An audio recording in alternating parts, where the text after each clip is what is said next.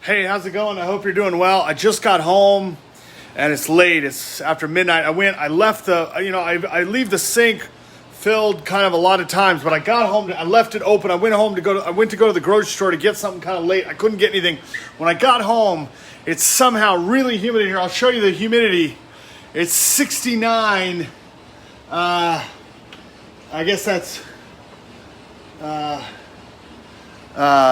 69 in humidity here. The humidity is 69 in my apartment. It's 72 degrees. I got my air conditioner over there, and it's making some type of a sound right now. I don't know exactly what it is, but sometimes in apartments, okay, if you don't leave the plug in, okay, or whatever, you fill it up with water. When I fill it up with water, it gets hot and steamy.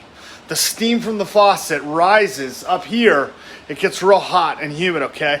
But right now, okay, I'm at 69 humidity, which is pretty high. I don't understand how in the state of Washington, okay, in, Pacific Northwest, normally it's not humid like this at all. It's not contingent on rain either, okay? Humidity, as we learn in school and from barometers, humidity is not contingent on rain, okay? So I'm just kind of coming back here. I immediately smell this. I feel this. I'm like, what is happening? So obviously, you got to kind of, for me, I got to kind of put the plug in. But even when I put the plug in and I get that steam up, I wonder if the humidity is going to rise above 69 to that 70 degree mark. I don't exactly understand it. It definitely, I guess there are other places in the world, okay, when we talk about being in a global system, a global climate. Earlier tonight, I was watching people in Scandinavia, okay, other parts of the United States. When I watch people all over the world, okay, right here, okay, we have global climate. 70, now it's come down. It's down to 68. Okay, we go down one, but we're talking about a global climate, okay? 69 in humidity, real high. You think about these Pacific Northwest standards for contractors, okay? We talk about the drywall, okay, the paint, the drywall. Will it get gummy, okay? Because you start thinking, in other places where you have tropical climates, okay, do we need, a brick type of wall, a cement type of wall with that kind of gritty brick cement, as opposed to the contracting drywall of North America, okay, with the normally lower humidity, okay? When you get that lower humidity, or that higher humidity, this paint and this drywall can get gummy, okay, and it soaks into the wall, okay? When you go to a place like Hawaii, or, in an ocean area, or even south of that, South America, Central America, Argentina, Brazil, okay? You need almost a different type of wall, okay? A different type of paint, okay? When you're up at about 68 in humidity, okay? It's just so high. We're talking about a global climate. We talk about needing new materials to build in large global cities with high humidity. Even Asia, in that Pan-Pacific Asian area, with the heat and the humidity coming off. Indonesia, okay, those Java Islands in Indonesia, okay, and Asia Southern Minor, okay, you're talking about real high humidity. I don't exactly understand how I get that in this apartment in Washington State, where we're near Mount St. Helens, Mount Rainier. We're in a mountainous climate. There is the Columbia River near me, but I'm pretty far from even the Pacific Ocean where it's cold. We're on that Pacific Ocean. North of Washington is Canada, and then it curves out where you see Alaska, okay? And so you've got Juneau, Alaska, and Anchorage, Alaska, and you just sort of think, where is that in terms of that cold, the snow, the weather? When you're up, now it's coming down too, okay, so maybe my presence in this building, in this apartment, brings it down. I don't know, okay? What is it that, is causing this humidity to be so elevated? I don't really know. When I talk about contracts, military agreements and stuff, right? We go right to something like this. It becomes something that, you can't really relate to. You don't understand. Like, there is not enough humidity in this area to be that elevated. Like, there must be a steam rising, a faucet, a heat source with boiling water or steam just coming into the apartment or somehow, right? These instances do not make sense. It becomes, right, a paranormal activity, okay? So when you have paranormal activities with even a 67, even at almost 50 humidity in Washington State is sort of a paranormal activity for an indoor, unless you have a commercial like steam facility, something that causes a commercial amount of steam, okay, in your room, in your apartment, in your building, okay? But we definitely talk about needing possibly new material. We talk about a steam impact on these cabinets. You know, are these cabinets tropically rated, right? Do we have a rating, right, that is tropical for this cabinetry? I was talking about Harrison Ford earlier as being a carpenter, Washington State, California, Oregon, you know, the Northwest, the West Coast of the United States. You know, we would want to go to somebody, maybe not him because he's been an actor for so long, but we'd want to ask them, are these cabinets rated for tropical weather, okay? I've had other cabinets in the apartment collapse, fall apart, break apart. We talk about this particle board, okay? It's basically wood chips put together with glue that is not rated for tropical environments, okay? So when somebody moves out of an apartment, okay, they're like, oh, I'm gonna move out or whatever. You have damage to the cabinetry, okay? When you have sort of a tropical or even a higher than tropical, I don't know exactly how high that is in terms of the globe. I just know it's immediate sweat, okay? You think, you know, do we pay for the cabinets? Do we call insurance, right? How do we deal with this, okay? If this is a particle board cabinetry, okay, will this collapse? Will the hinge break? I have had other cabinets in the apartment with my daughter. My daughter was obviously angry and stuff. But when that particle board starts collapsing and crumbling, okay, you really start thinking, what is the deal? What is the issue? Are they going to fix it? Am I going to fix it, right? And you come right back to, we're only down about 2 in humidity, okay? It's at a real high level, okay? So I don't really know what the answer is. I have the drain open, I have the dishwasher on, I have an air conditioner on, okay? At, you know, whatever the temperature is over there, okay? And I come back in and I think, wow, you know, where is this going? So they have told me when I moved in, the senior people when I moved in said you can turn the fan on, okay? So you turn the fan on and some of the air goes up here. But as you see, okay, we have wear and tear of that water, okay? That water stripe. I got 2 water stripes and a little bit of condensation, okay? This cabinetry is gonna warp and damage, okay? Because it's not tropically rated, okay? And it's a big problem, okay? When you get tropical weather in your apartment in Washington State near the mountains, where it's usually temperate to dry, and you're getting this, you know, this humidity building up with condensation. The dew point, I don't know what the dew point is, it's probably way over, but you're getting this water buildup. These cabinets are basically destroyed, okay? So you basically have unrefurbishable cabinets in the apartment building, in my apartment, okay? And this will eventually crumble and decay. So I'm gonna have decayed particle board above the microwave, okay? And that's a Whirlpool, okay? That's stainless steel Whirlpool right there. So, you know, I don't know exactly what the reason or the cause is. I have obviously been plugging the sink and filling it with soapy water, but even that, when you get up to 69, 67, okay, and you fill it with hot, steaming, soapy water, it's going to come all the way up even higher, okay, possibly, okay, and it becomes almost artificial, okay. But how do you deal with that? It becomes paranormal. How do I deal, you know, with already artificial? Do I say I'm doubling the artificial, right? Do I talk to the authorities? When I talk to the authorities, right, the first thing they'll say is, did you run the sink? You're creating the artificial environment. You know, it becomes a big roundabout, okay? When I was talking about the 3 bananas earlier, right, it's kind of the big thing we talk about. So anyhow, I'm back here in my apartment. I don't know what I'm going to do tonight. I went to go get some meat late to cook because I said I didn't get any this week. And I did return some of the soap that I got because I said, oh man, you know, I got to see, now it's coming down again. See, this is obviously paranormal activity here, okay? Mega paranormal. Why is me in the apartment all of a sudden now it goes up by 1. See, we go up by 1. See, we went down to 60, down by 3, but now we're up by 1, okay? So we really don't know what the action is here, okay? What is the action? Where is it? And what is happening? Okay. We don't really know. Okay. We don't really know, right? I mean, this environment, right?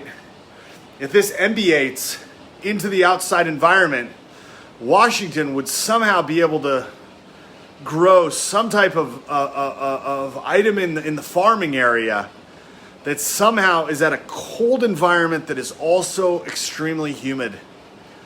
I don't know what that would be. What type of crop or commodity could be grown in an environment that is mountainous but highly humid, like tropical. I don't know. I mean, it is above 70, okay?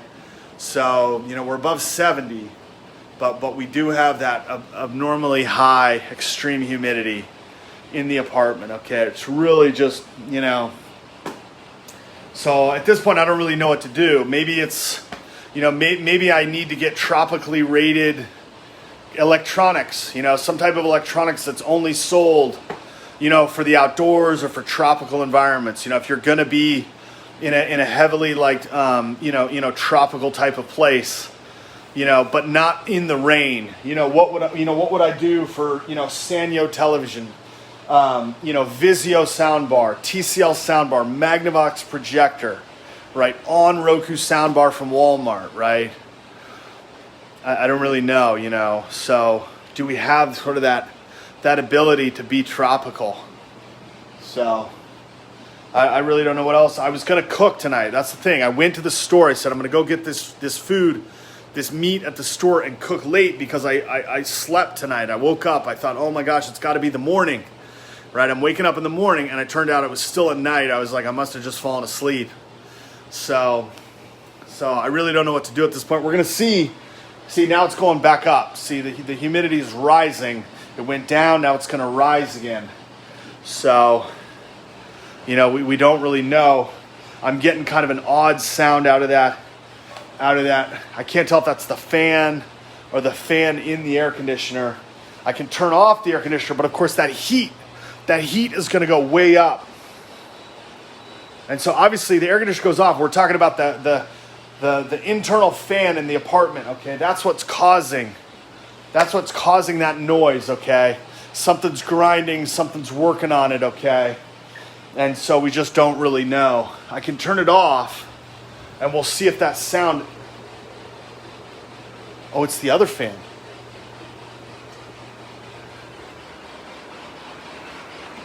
Okay, so it's this fan.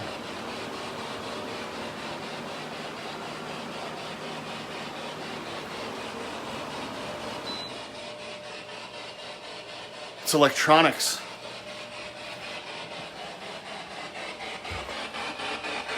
It's an alarm system. Somehow the radio malfunctioned. This is the second radio error I've had. The other one, the lightning outside. The lightning outside caused the radio to totally go out. Here somehow it shifted to some type of difference. That's the sound. I thought it was the washer or the dryer that I've had problems with. It must have been a setting on the radio. Possibly an erroneous alarm on the radio. We really start to wonder, maybe that's the contractual value. If an alarm, a radio alarm erroneously goes off, the contractual will rise the humidity abnormally to some amount about a tropical environment. We'll see here if that drops it. Does that drop that tropical humidity in here? I don't really know. To show it to you right there, it's up, it's high. So I'm going to go ahead and turn on that air conditioner again, see if I can get that temperature to come down or be about the same, okay? Because maybe just trying to lower it, you try to play with the contract a little bit because you don't know, you have no idea. Like, do I lower it and then all of a sudden everything gets better, right? I mean, it's sort of like, do I put onions on the cheeseburger or not, right? Like on Friday, right? I cut the onions. Everything works. The dinner's great. Everything's great. 3 weeks later, I forget. I just order regular.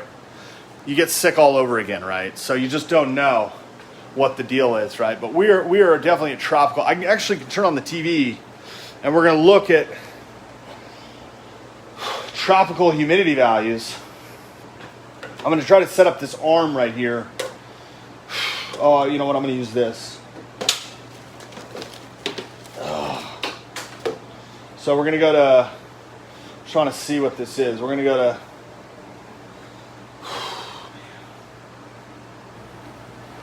get that volume on. Okay.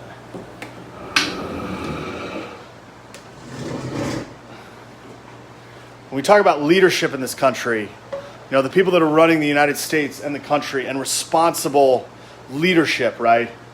We talk about the types of things that people do to instill trust in the community and the people, right? Okay, let's see. We're going to see humidity values. It might be blocked. I don't know. Humidity values. This is something you would need a computer to look up. Humidity values.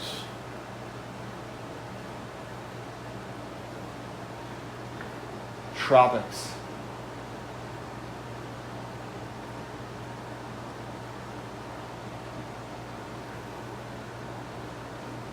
Okay.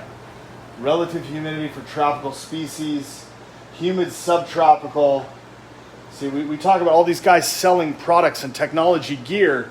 May not even be rated for the locations that they're at. See, that's sort of the problem. Let's see what we got here. See, we got all these guys charlemagning. That's what these guys do. They're sort of, comfortable guys. They eat, commercial meals every night. They stay healthy. They don't gain weight. And they became Charlemagnes. They just sort of talk about stuff that can fix things, but actually has no real application. We have a high level of charlemagning in the United States that proliferates all over the internet. When you have paranormal activity, you should always talk about charlemagning. See, they're talking about plant humidifiers. This guy, Dave's Little Beasties, is a high-level charlemagner. We'll listen to him.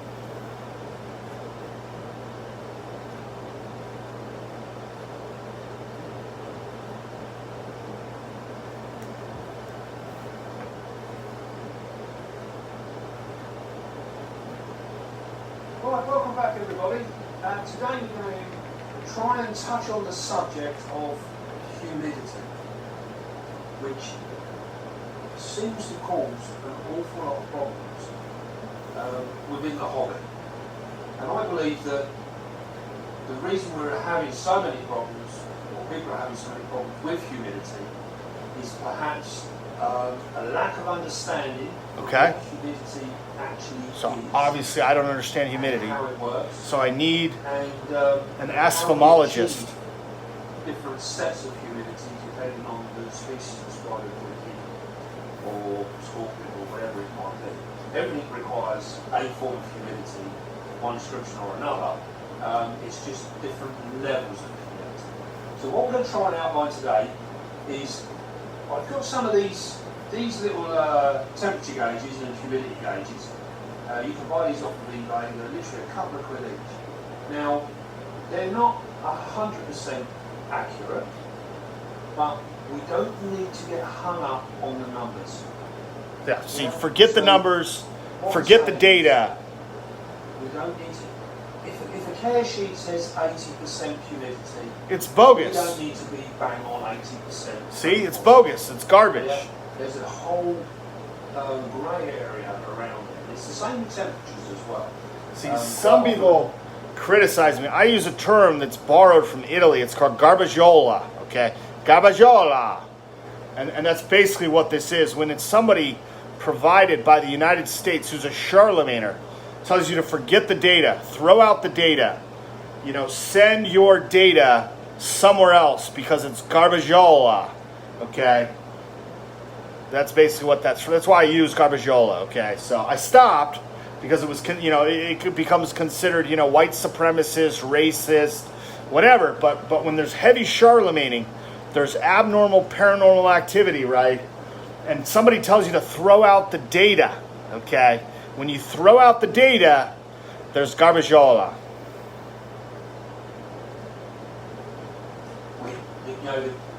Especially for new people into the hobby, it's too easy to try and follow a care sheet word for word and exactly. A care sheet is there to give you a guideline of the parameters that particular species will hopefully do well in. Now, the parameters are really quite big, so you've got a lot of room to play around and to investigate what suits your particular spider in your particular environment. Now here, what we've got here in this room, this is a designated room that I have here, which I heat the room itself. I keep this room roughly 80 degrees Fahrenheit during the summer months. When we get hot days outside, then obviously the temperature goes up, and I've had it in the mid-90s in here without any problems at all. It doesn't affect my spiders temperature-wise. Now, in the winter time, I allow the whole thing to drop down, and I'll go down to sort of low 70s, and I do that for a couple of months, and then I gradually bring them back up again. Now, humidity gets affected in this as well. In the summertime, you'll see on the windowsill here, I've got all the plants and bits and pieces which eventually end up going into tanks for spiders. But these all require watering, and as you can see they're in trays. That throws my room humidity up. So when you walk into this room, it feels quite humid. At the moment, the humidity in this room is sitting at 62%, which is about average for this room. It's pretty much 62% at this time of year, all the time. At this time of year, it's always sitting at about 62%.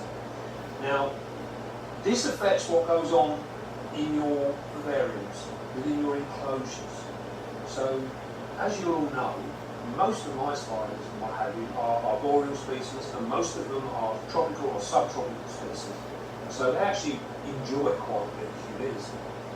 Now, along with temperature, humidity, we also there's other parameters that we need to be taken into account as well.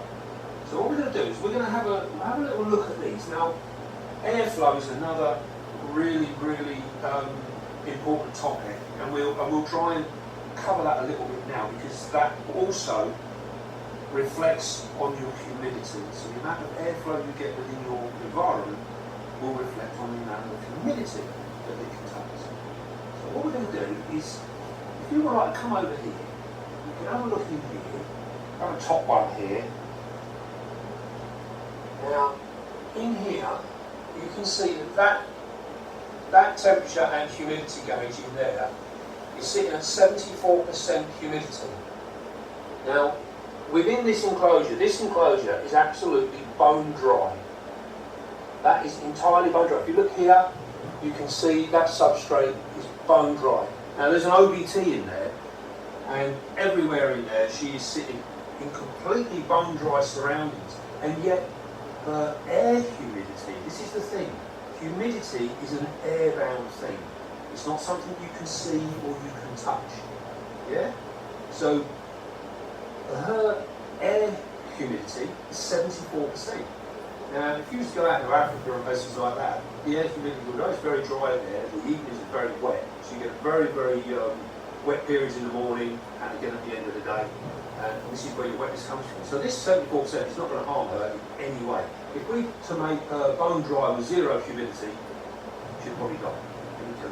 So we've got to get things into perspective for what we're doing. So she's on the top shelf. So bear in mind, it's much warmer up here than it is down on these shelves here. So humidity will change as it goes through the room as well. Now, if we come over to this one, come down here, you'll see in this particular tank, this is where we keep our Martinique pintos, or one of them, and you'll see up in the corner there, her humidity is sitting at 80%. Yeah? So you've seen that although she's lower in the shelving, her actual environment holds more humidity, and that is because this particular spider, we spray this spider, and as you all know, all of the pink toes, the Ubiquularia, they all like a humid environment.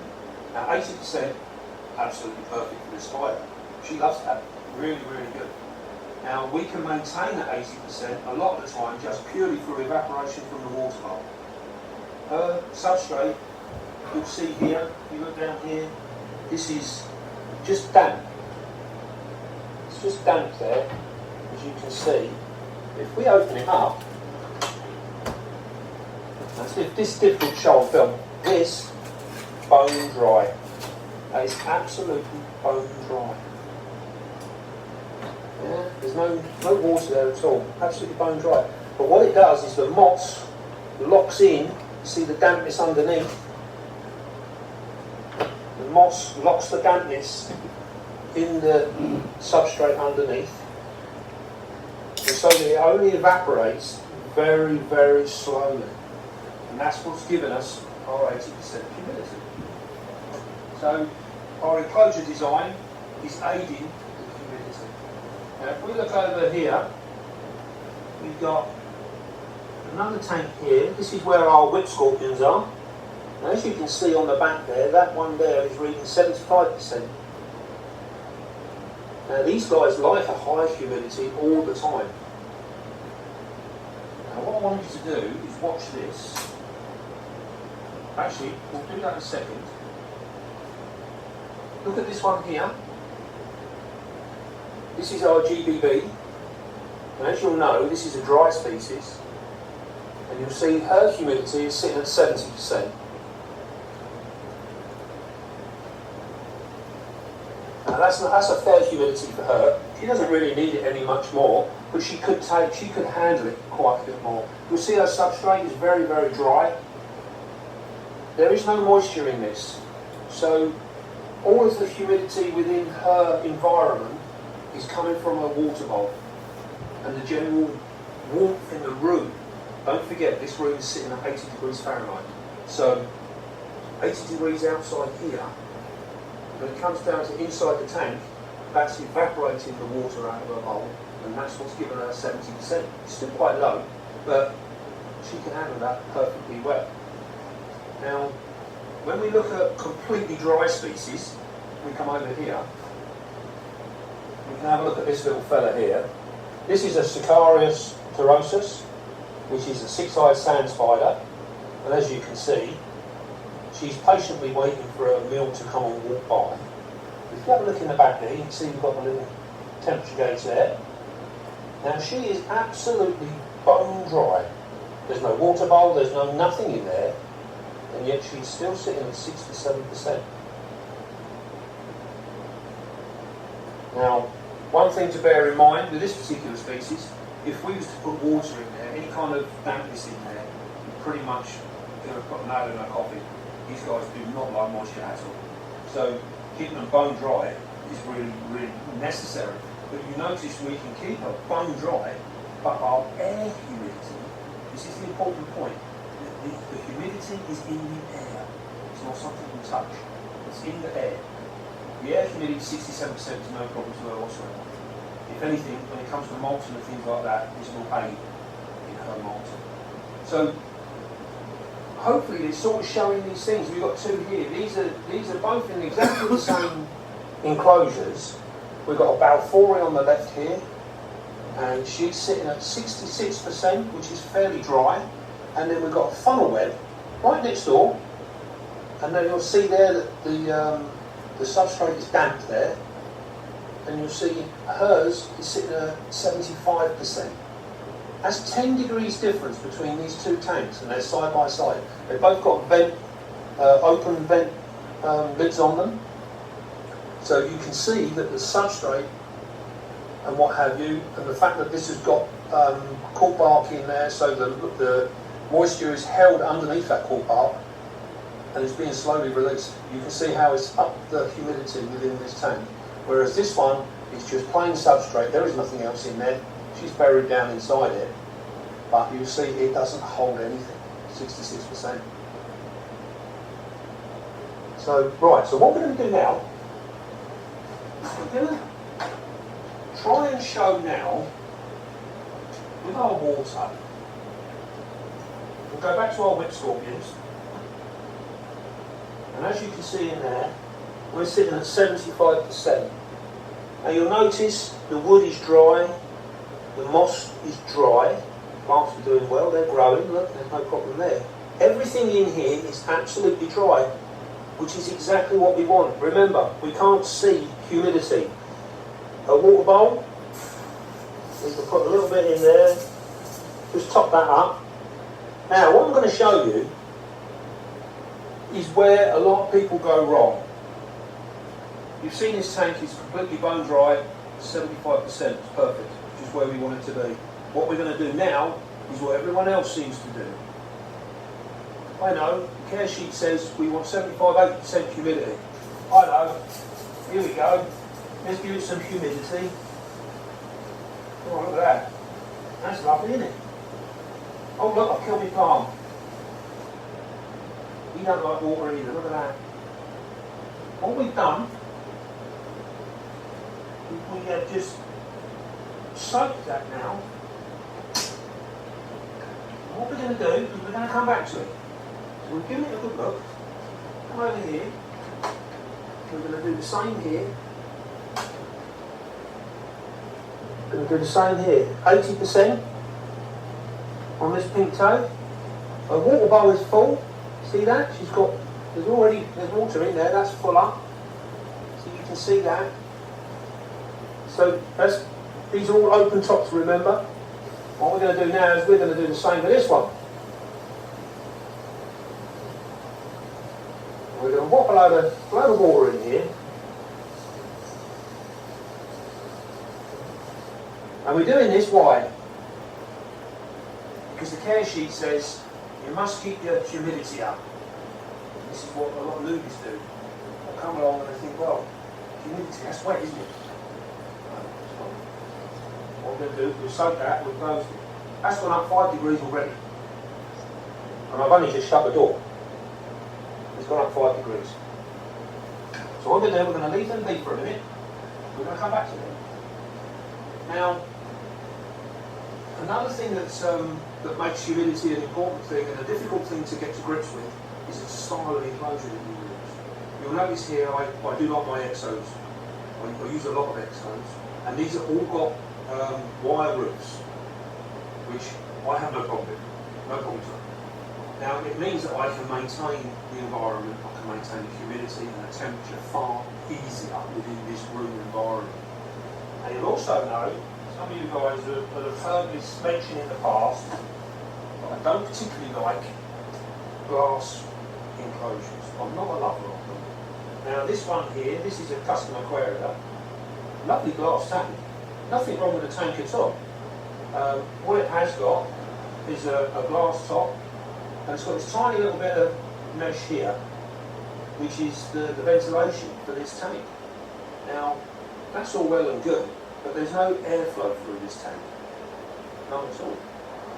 Because we are actually got a sealed tank. Now, if you come over here, have a look at the temperature gauge in this one. That is 96 degrees, 96%, humidity. And if you look down at the substrate, this is bone dry. Look at this. This is dry. Look at that. No, that's dust on my fingers. Look at that, it's not even sticking to my finger. Yeah, that's bone dry. Now what we got in here is our Patra pole clips, the gold and blue leg baboon.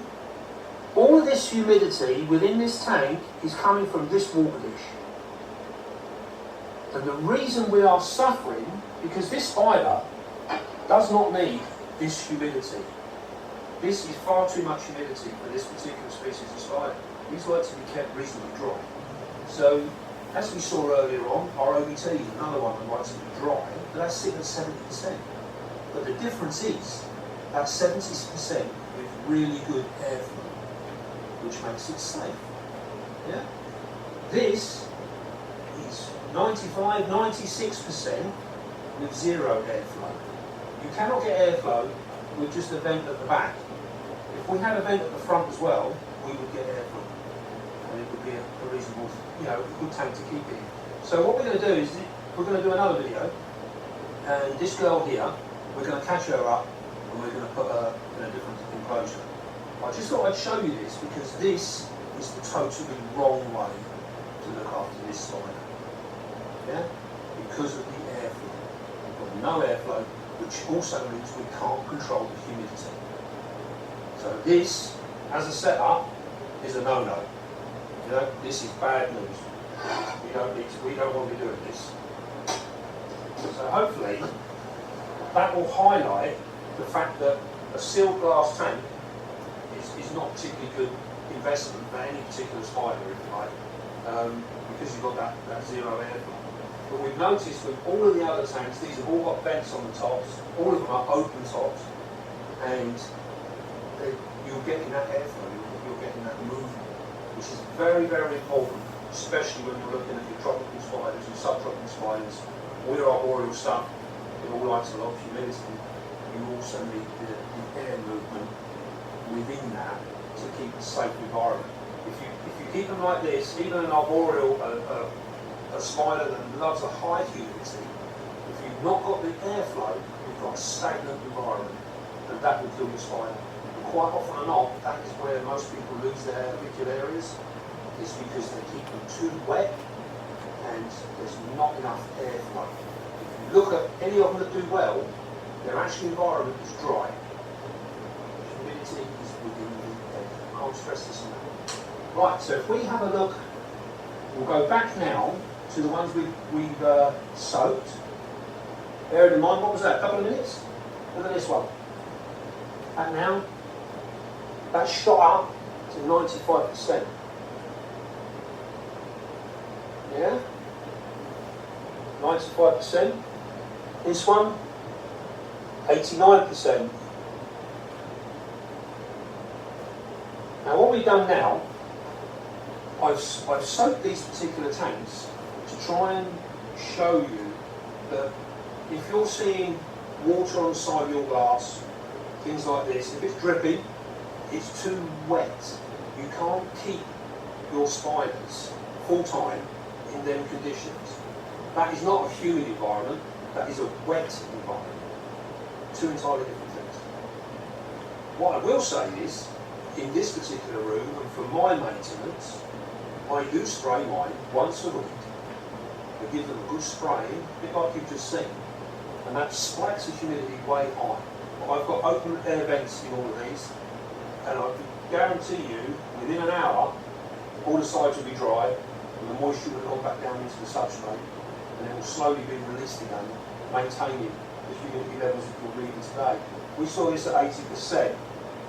This has been like this since probably Tuesday. I normally spray either on a Saturday or a Sunday. These would have done last Sunday. So it would have had Sunday and Monday. It would have been very, very high humidity, which isn't a problem on its own, as long as it's allowed to dissipate and level out. And that's what we've done.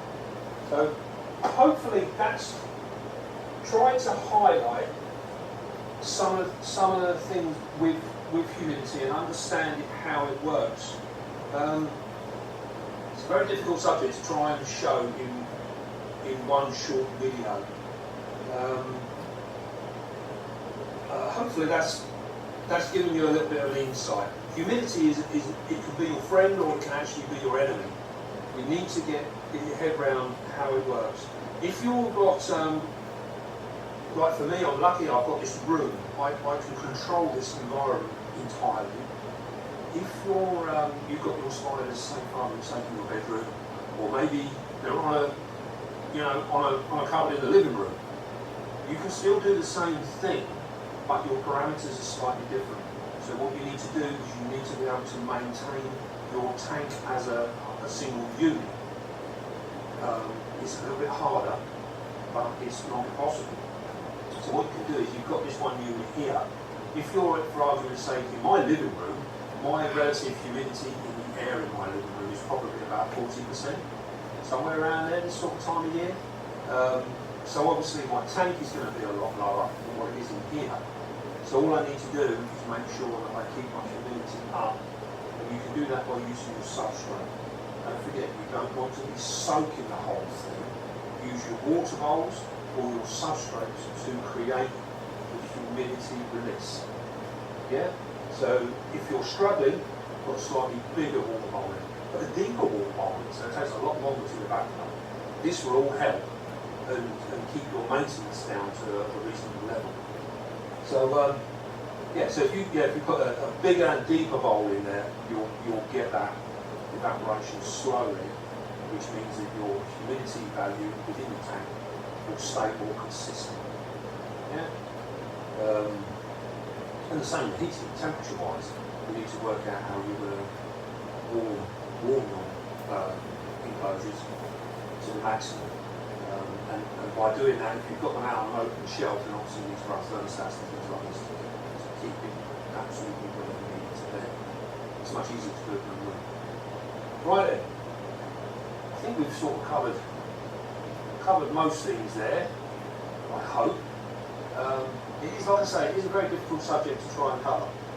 What we are thinking of is, after you've watched this, if you think it would be beneficial, we are considering doing maybe a live stream on the same subject, where you could then get involved yourselves, and you can throw questions at me, and we can perhaps try and answer these questions, which is easier than me trying to think of answering questions, if you see what I mean. So, yeah, put it down in the comments if you'd like to see a live stream, and then we can, if we get enough interest, then we can perhaps try and put one together, and we can sit down one evening and we'll have a right proper question and answers type scenario, and see where that takes us. And then we can go around the room and we can look at different ones, and I can show you what I do to achieve different things. So I hope that was helpful, not too confusing. I do babble on a little bit sometimes and confuse myself sometimes. So yeah, I hope you guys got the end of it anyway, got the right idea. So right, hope that was useful. Don't forget, be calm, be gentle, and love your spines. Cheerio.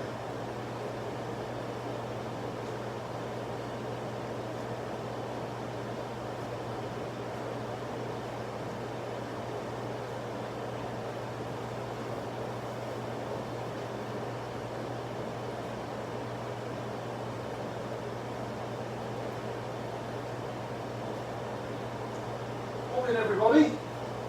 Something a little bit different today. I often get asked about basic husbandry and how we look after the collection spiders and things and that sort of stuff. And as you all you regulars will know, I'm a little anal about my glass. I do like nice and clean glass. So what we're going to do today is I'm going to show you how I whip through these tanks. Now I tend to do them over the weekend. I don't touch them maintenance-wise as such during the week. So I tend to do everything the weekend. What we're going to do, we're going to start off, we're going to have a look at our assassin bugs.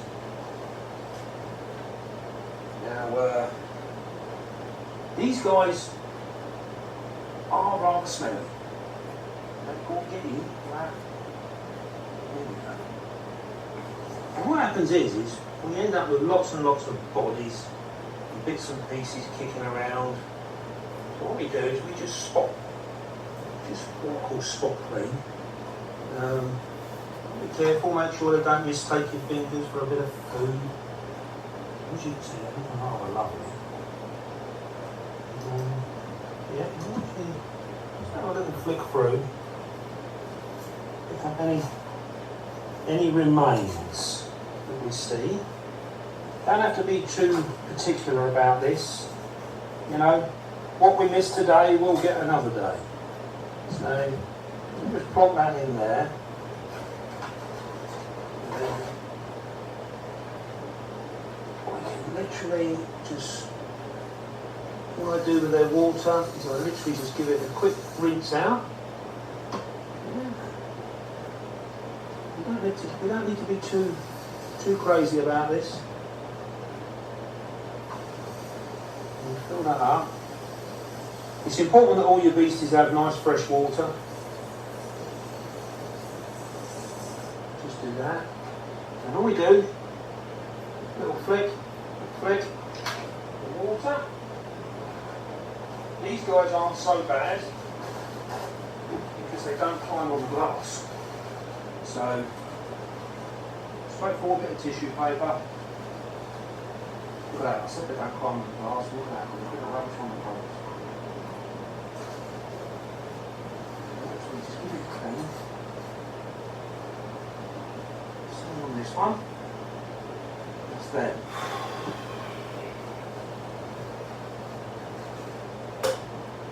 That's a good one. I'll take the switch scorpions and they're nice and clean anyway. This is a fairly new exhibit, so they're done, they're alright. As you can see, it's nice and damp in there. We like to keep the humidity up. Now, as we come up here, on this line here, this is where we keep our adult female metallicas. And as you can see, some of them the glasses are quite clean, others are messed on the glass. Now, by keeping our glasses clean once a week, we go through, every weekend, I go through and I clean all of the front glasses. By doing this, it means that if I don't see a spider during the week, because these guys are pretty nocturnal, although we do have some that will come out in the daytime. But generally speaking, they're nocturnal. Most of the spiders are nocturnal. So if I don't see the spider in person, quite often I can come in here and see that it's cracked all over the glass.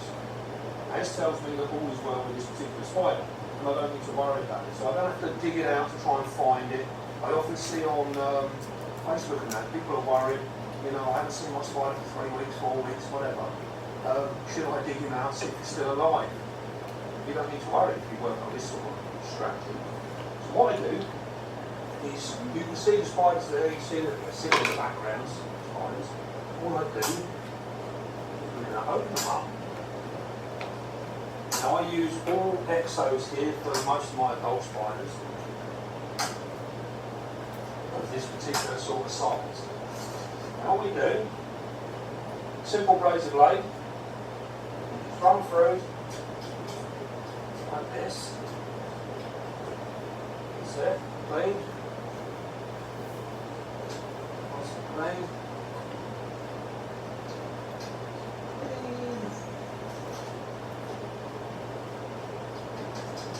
Now, like I say, you do this every weekend. I think it's important to have nice clean glass, because when our spiders do come out, I like to have a nice clear view of them without looking for a pile of crap. So then what I do then, we've got all our doors open. You notice we're not worried about spiders running away. No spider in his right mind wants to leave the sanctuary of his home. So we don't worry about it. So, little squirt. Done. Back on with our tissue. All we do is a nice little black over. So,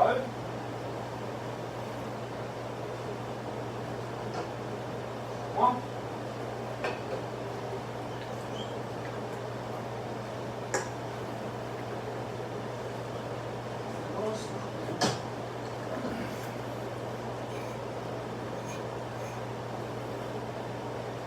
Now we can have a nice easy one actually, because while you're watching this video, you can see what time we started cleaning. You can see what time we finished. Now bearing in mind, we've got 5, 6 here, 6 tanks. We've managed to do 6 glasses in probably under a minute.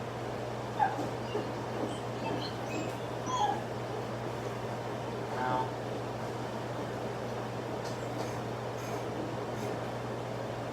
go. Right then, that's our glasses clean. So then what we do, we open them all up again. I'm a big fan of the big water bowl. Go through with our sprayer. Fill up our water bowls.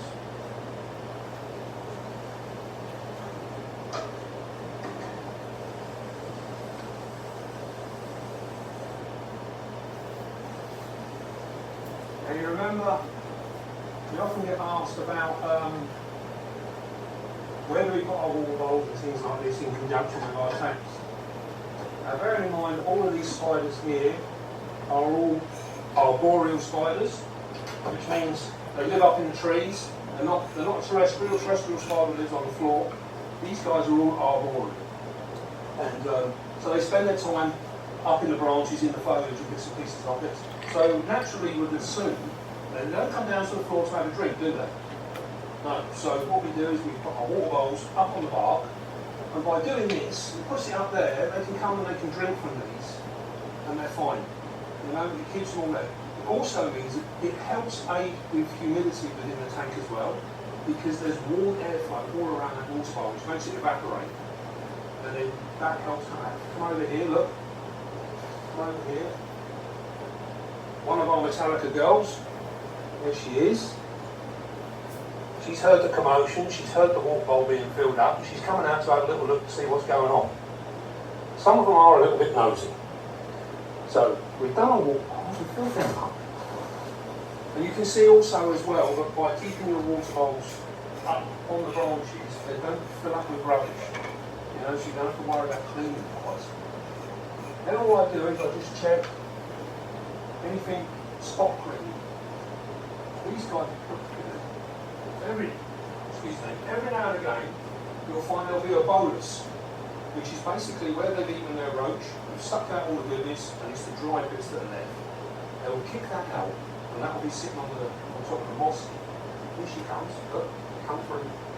Little things, you might even have a drink, I'll look at that. Do our little spot check, and then a clean up. Look at that, she's very interested in what's going on. Now I often hear people saying, this is a really good example actually, I often hear people saying about, oh, Metallicas are really skittish, they're light sensitive, they're frightened of everything, we never see them all of this. Well, this just goes to show, doesn't it, with what I consider to be the right husbandry. These guys get used to everything that's going on around them. I have a quite set routine that I go through here. My spiders all get used to my routine. They fit in. And we see our spider, here she comes. She's coming out. You see we've got nothing to be afraid of here. She's actually going to come out onto the glass. One of the things that she would have noticed is the difference in the air temperature and what's going on. As you can see, we've still got all of our other doors are wide open. She's coming up for a little look. Oh, splendid. Beautiful, beautiful spider. This one, fingers crossed, is grabbing, as are all of these. They've all been paired. So we're just waiting. So now, what we do now, we've got all our tanks. They're all open. We've done our glasses. We've done our water bowls. Now we're going to mist them. Now, these are going to be misted quite heavily at the moment because we're trying to promote them into dropping an exhale. They wouldn't normally be misted this heavy, but these guys are going to get quite a show. Like I say, we're trying to stimulate them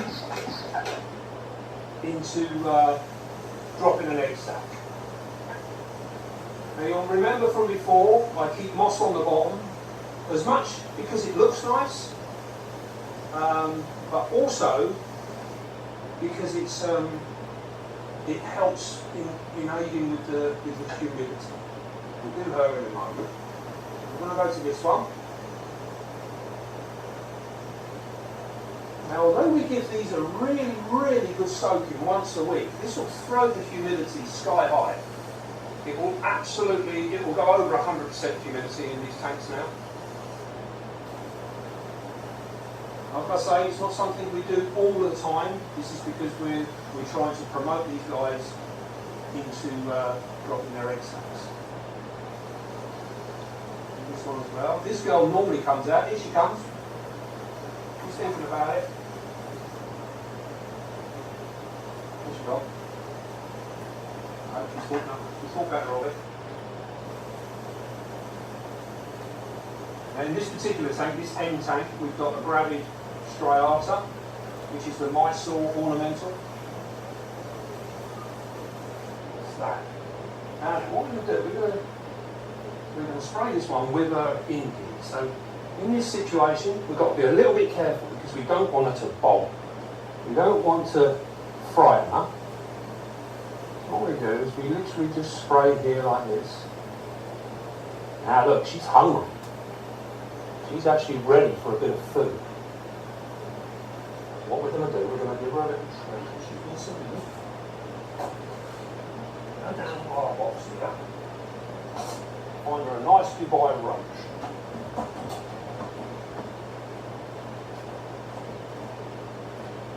There we go. Nice Dubai roach here.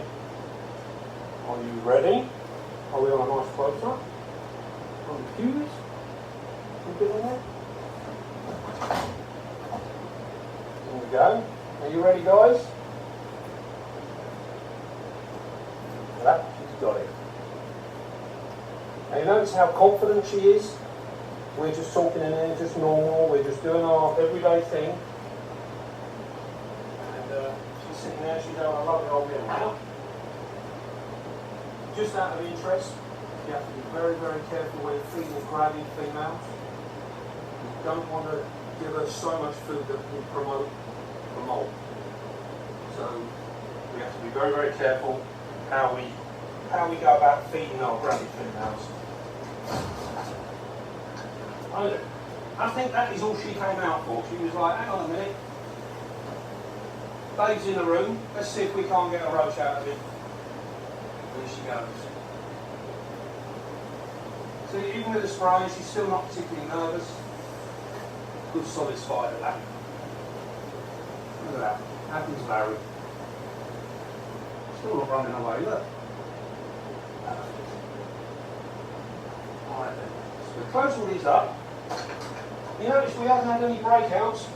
Camera lady's still standing there, she's not shaking with fear. Everyone's good as gold. Close these up.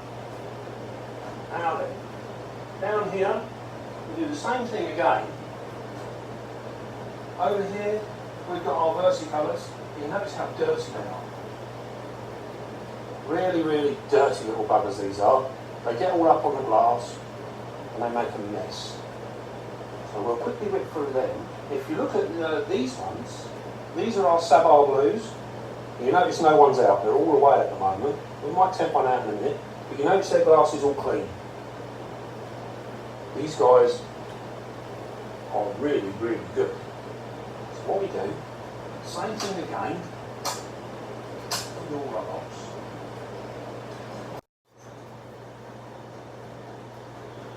Notice how this really doesn't take any time.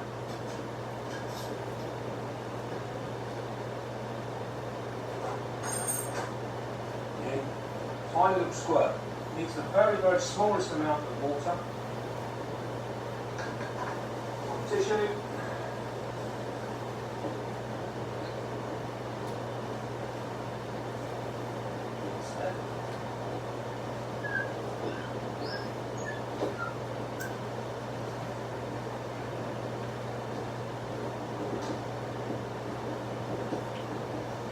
I notice sometimes with some of these, a little bit of rocking and that on the tank. The spider gets used to this. You notice there that the pink toe, she's not moved. The tank is being rocked around there. It's not bothered her. It's not upset her. Remember we were talking about boluses? Here we go. This is a bolus here. Yeah? That's a bolus there. So we just take that out. That was her last meal. As you can see with these guys, they're pretty clean anyway. They don't tend to muck about too much. Load again. Fill the water bowl. Spray the moss out. Now we hear a lot of talk about the aviculate area and how much water and what have you they like. They do like fresh water all the time. They do tend to drink quite a bit. Now what I do here,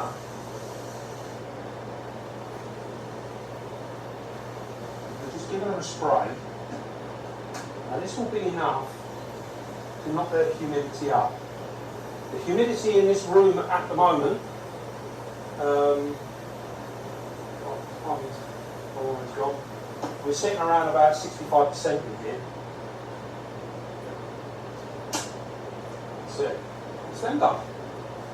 As you can see, it's all nice and quick. Now these guys we don't need to clean the glass. But we still need to fill up their water bowls.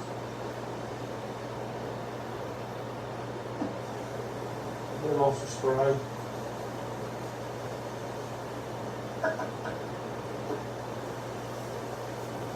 Good thing. Now one of the other reasons that we get away with spraying quite heavily with the moss is because with these particular exos we've all got wire tops. I do like my wire tops. And this is because it gives me greater control over the environment of each individual tank. The only downside to it is for your animals that enjoy a lot of humidity, you obviously lose the humidity far quicker. But in a room situation like this, it's not that difficult to control. So this is how we go along. We do them all. So we're going to move over here. And we've got a bit of a mixture here. And we've got Vegetarian Miranda on the side here, Bengal spotted ornamental. Then we've got a polka, tree spider. We've got a male calceatum, which is the feather-legged baboon. In here we've got a vitata. In here we've got our starburst baboon, maculata, we've been seeing on the breeder video. Here we have our Venezuelan sun tiger.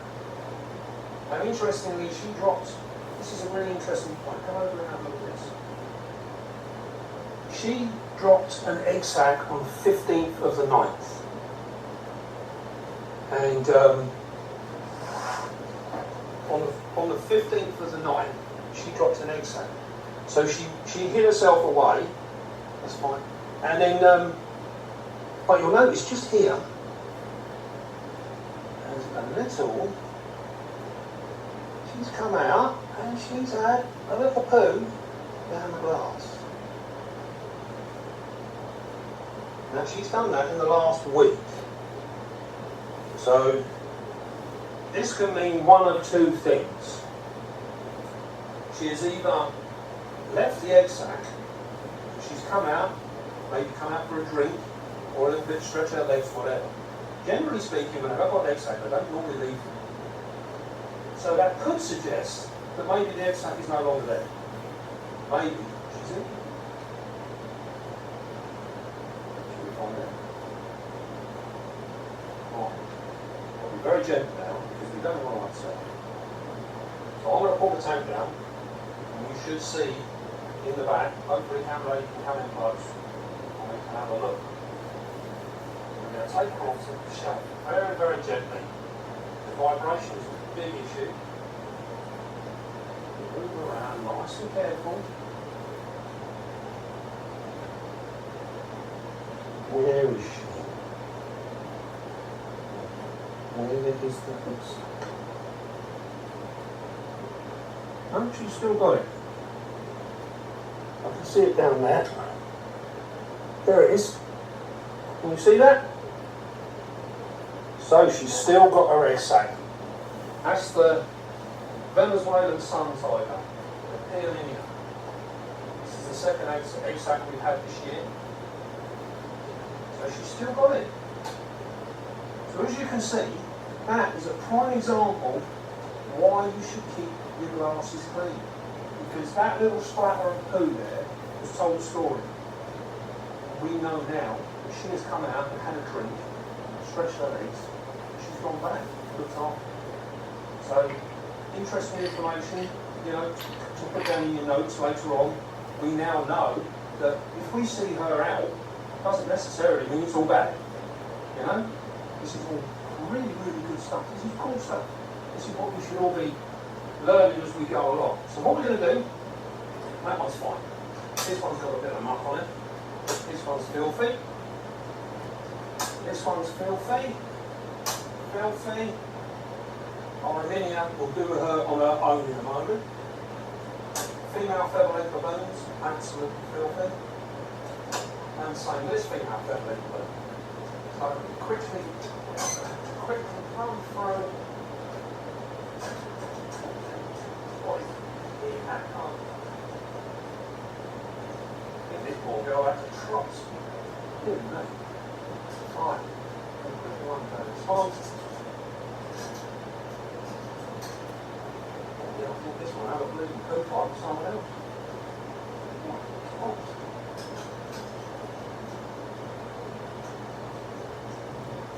Now once again, we've got all the doors open here. We're not panicking. Quick little spray. It saves a lot of time to literally do them all at once like this. Huge amount of time saved. And when you've got a large collection, time is of an essence. Go through there.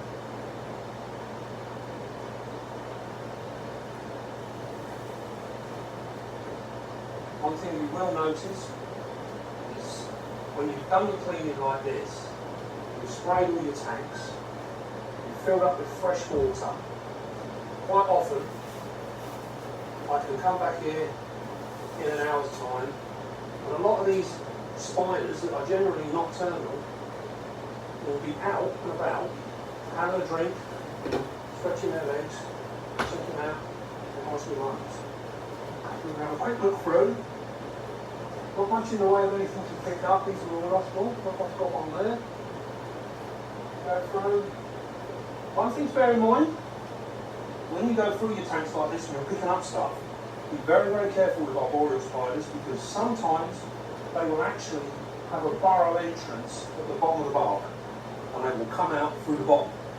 And if your finger happens to go in there and you're picking up a bolus, she might just think your finger is a roach.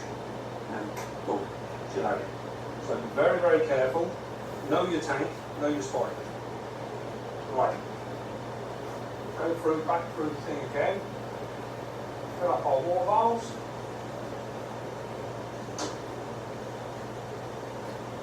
We give these feather-leg baboons, we're going to give them a real good spray actually, because our male is almost ready, so we're conditioning these females. There's two of them here. I'm hoping he's going to manage to do both of them. No. Our starbirds. She'll probably come out in a little while for a drink.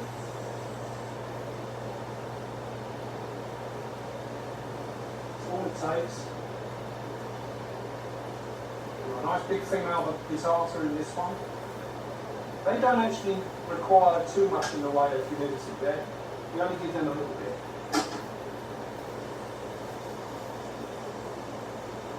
Our male featherleg here, he molted out literally 2 weeks ago. We're just waiting for him to start venturing out. We're going to give him a little soak because I find this will spur them on. This young lady in here, she was cohabited with her male, and her abdomen is still swelling. She keeps getting bigger, but doesn't really appear to be doing anything. We've done that. We're just going to spray this one because this one doesn't need to clean. Because our Bengal spotted ornamental. Got a house brown spider. She's always not being clean this one. Go around and close them all.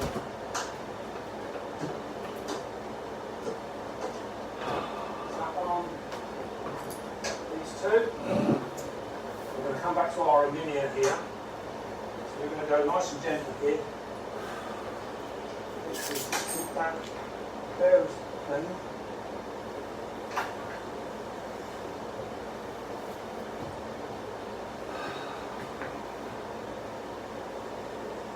Reason being, I don't want to put too much disturbance on the tank. Before I bother,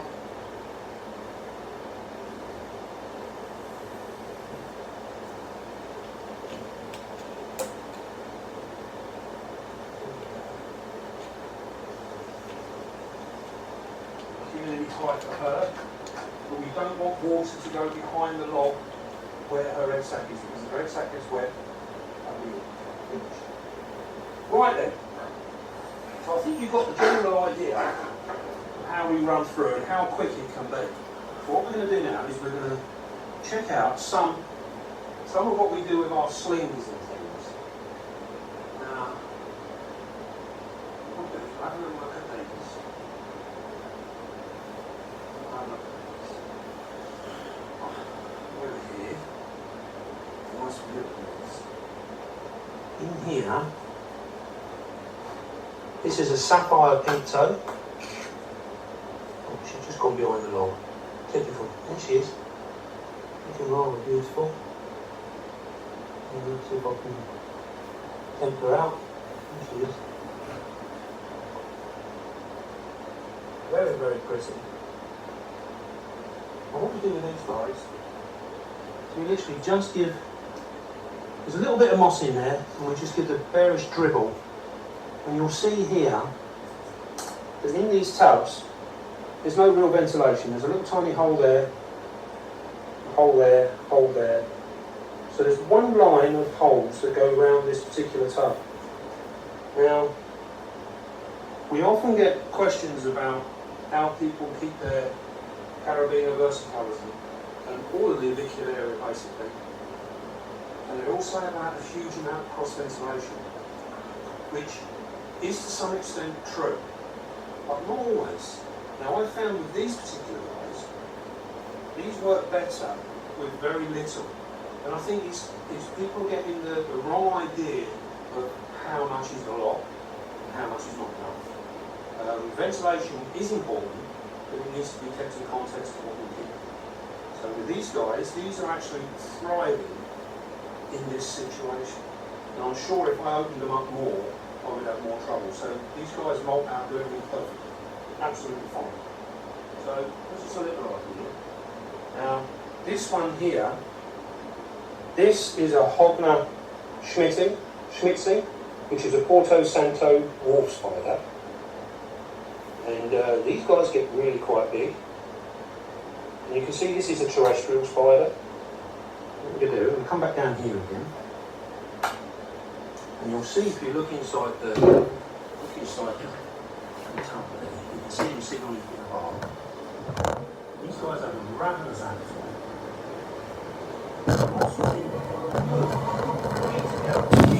See that? Take the walk straight away. What we're doing is we've got our little spread. Notice we don't use the big one. Look at this little crazy little dude, look. Look, that's so cute. What we do is we've got a few drops of water. We've got a few drops of water in there. And that is enough to keep the slice humidity to where we need it to be. So it takes very, very little. That's then done. Bear in mind, we've got multiples of these. I'm just going to show you a couple at a time as we go. Here's another interesting one. This is white spot assassins. Now, these are similar to the horridors, which are red, but these guys are black and white. And you'll see on the bottom of the thing there, we keep it quite moist. And that helps with these guys for molting when they're babies. They do like it reasonably moist. You see more on the back there. There we go.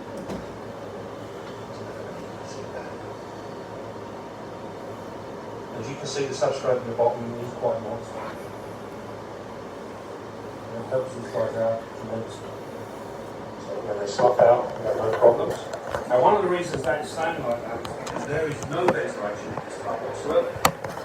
But because of the type of thing that they are, that is enough air space in there. Excuse me. I feed these roughly twice a week, and that is enough air change for these guys to actually thrive. And they're doing really, really well. So again, getting your head around what's the right really interesting one.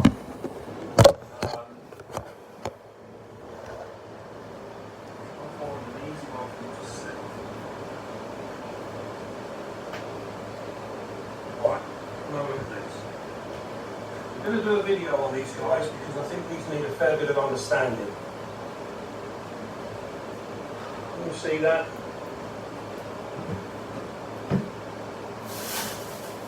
It's actually quite difficult to see. I'm going to take a chance here. Try and show you. So get down here when it's ready. I don't want one of these sitting on camera lady's hand. Take this off. These guys are very sensitive to changing in the atmosphere. Now these are sailing. Good man sailing. Try the wandering spider. Really feel a bit like that. Hold there just 2 seconds. If this works.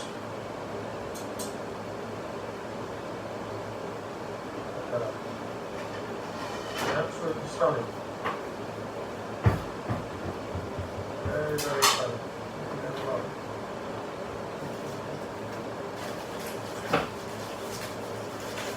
Okay. Now then, the point I want to make there is I've kept these a number of times now, and I found when I keep doing these, they have ventilation. I lose them in molds. I've kept them in the big exos, and I lose them in molds.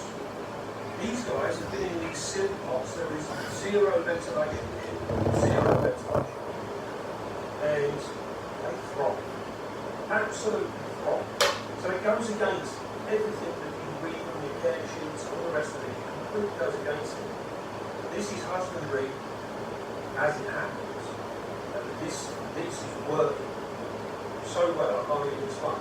So we're going to do a rehousing of these because these are pretty much outgrown as possible. So they're going to have to go into something bigger. I need to put in something bigger, but I don't think they're so we're going to little play around. I also like it very, very moist. What we do is we use our little sprayer here to soak the floor. Quite big. You have to be very careful with these because they are incredibly food orientated. And they'll have a crack at just about anything, including your finger should it get too close. And that's what we do then. So again, nice and simple. Remember, if you're keeping spiders that could potentially be problematic in terms of escape, or maybe even just being there's a chance that you get the nick, then use the tubs that make it work for you. With these guys, they're in these small tubs. I have the sponge on the top. These are old fruit fly tubs. And I can take that sponge off, it just leaves a very small hole for them to feed in water, which means there's less chance of escape, less chance of my food getting nicked. What else have we got? What else? Again, zero ventilation. These are our OBTs, babies, and they are everywhere. They're all dug in there now, actually, they're all sort of like tucked away. Again, no ventilation, come in the lid.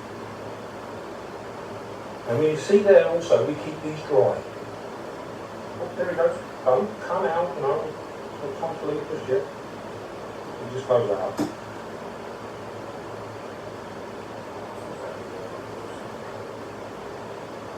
Put that in there.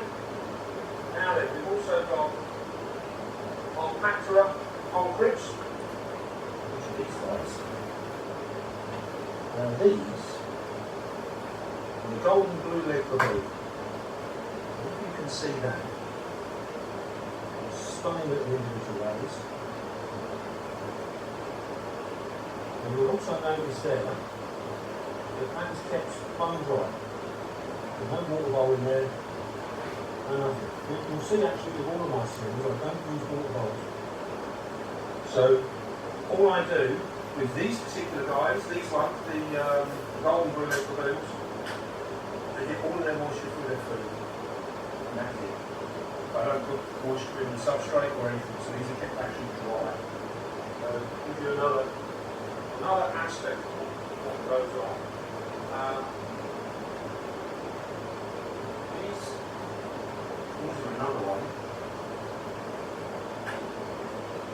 There you are, we're going to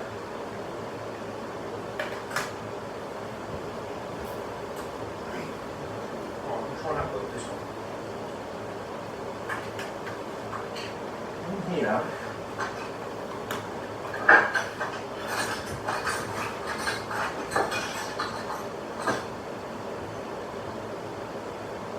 In here, these, you want to go on over two for this. These are our Brazilian jewels.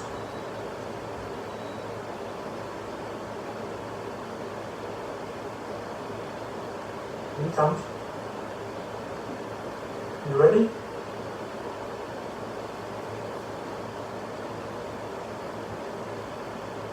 Focus. That is one of our Brazilian jewels. Now it's got a lovely little trapdoor. Cover that up. See, she kicks it back and then she sealed it down again.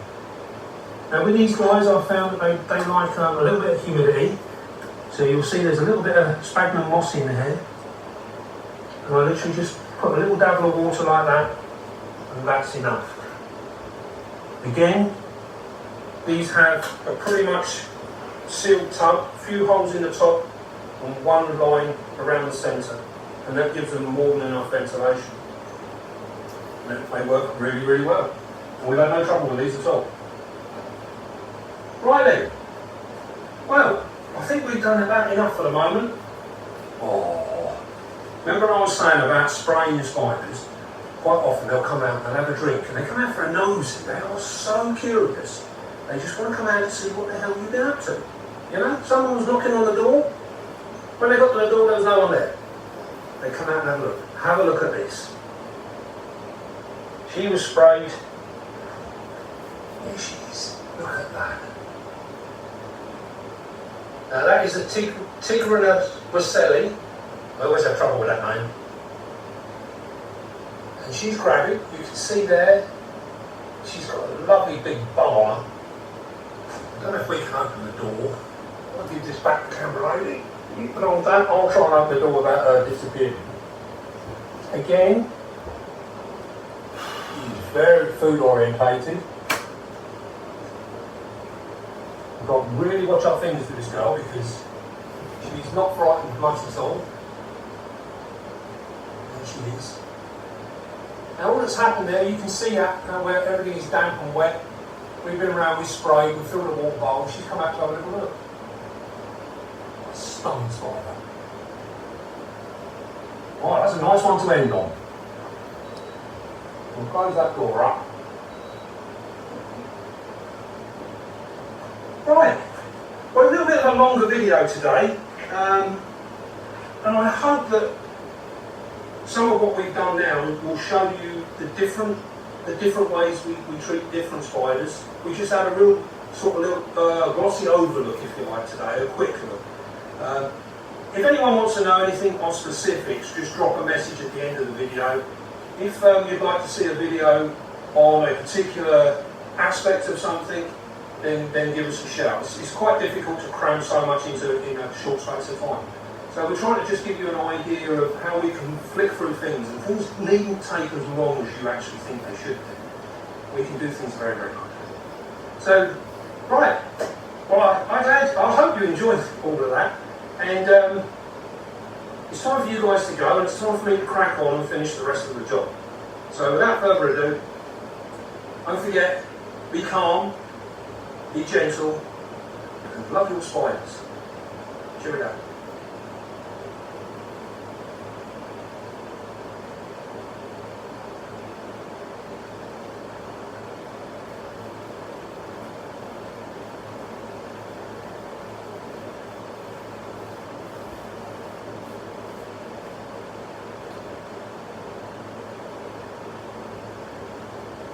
Welcome back, everybody.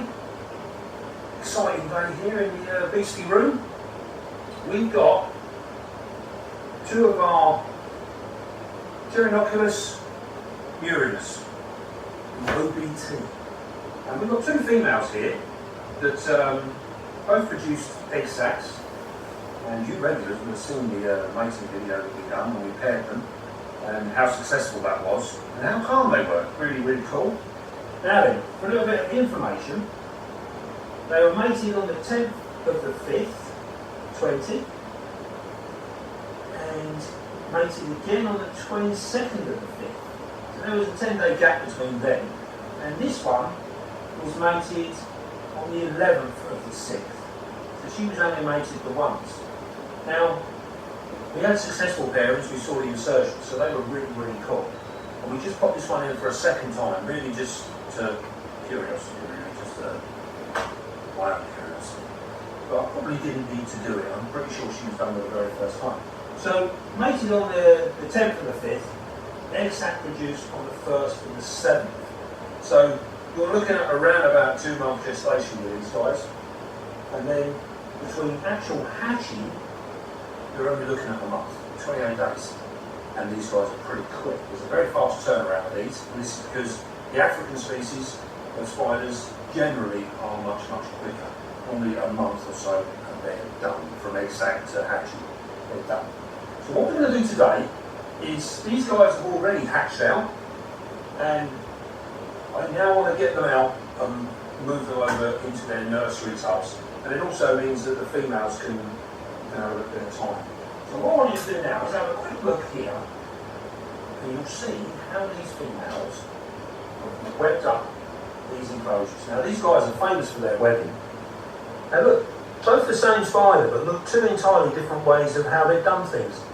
On the left-hand one here, we can see that she is just absolutely sealed herself in. I'll take the lid off.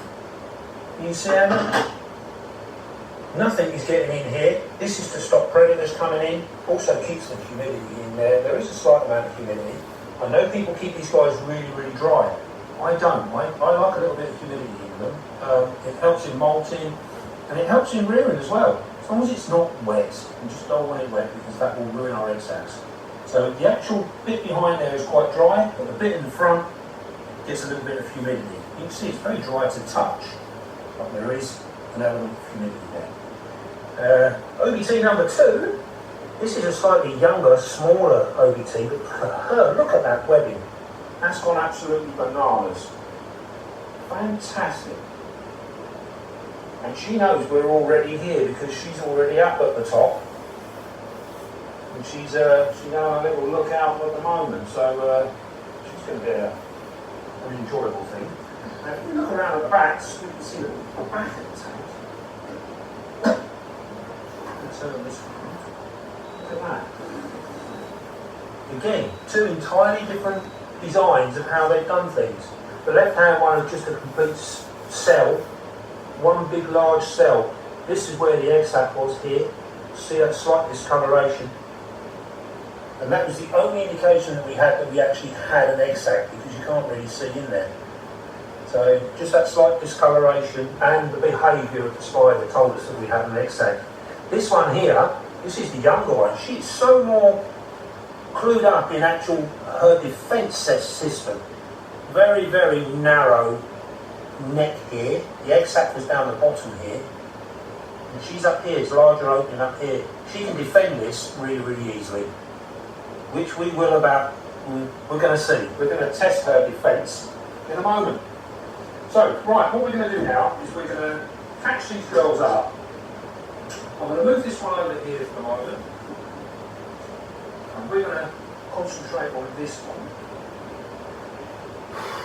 Now, you would have seen before that you've seen rehousing of both these spiders and how calm and collected these OBTs have been.